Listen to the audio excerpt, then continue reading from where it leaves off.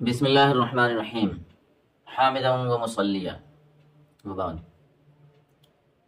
مسئلہ یہ ہے کہ مرد کا مسنون کفن کتنا ہے، یعنی اس کی تعداد کیا ہے۔ واضح رہے کہ مرد کے لیے مسنون کفن 3 ہے، ایک قمیص ہے اور ایک تہبند جس کو لنگ بھی کہا جاتا ہے، اور ایک لفافہ جسے کہیں موٹ کی چادر بولتے ہیں۔ تو یہ 3 کفن مرد کے لیے مسنون ہے۔ اس میں کمی کر دی جائے یا اس میں کچھ بڑھا دیا جائے، اضافہ کر دیا جائے تو یہ مسنون کفن باقی نہیں رہے گا۔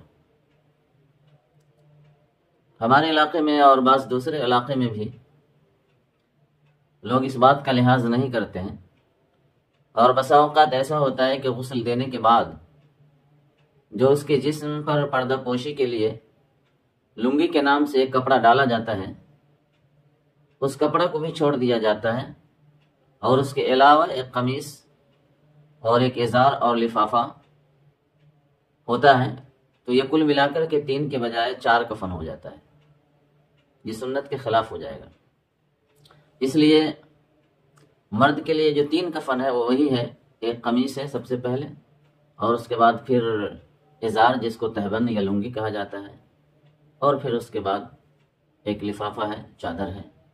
ان 3 کفنوں کے اندر مردے کو کفن دیا جائے گا۔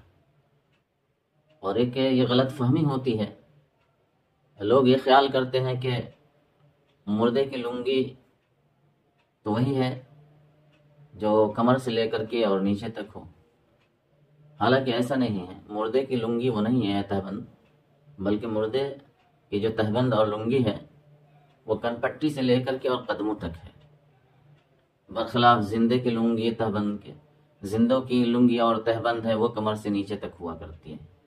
اسی مغالطے کی وجہ سے بعض حضرات یہ کہتے ہیں کہ کمر سے نیچے جو لنگی ڈالتے ہیں اس کو کیسے نکالا جائے، جس کی وجہ سے وہ مسنون کفن سے الگ ہٹ جاتا ہے، سنت کفن نہیں رہ پاتا ہے۔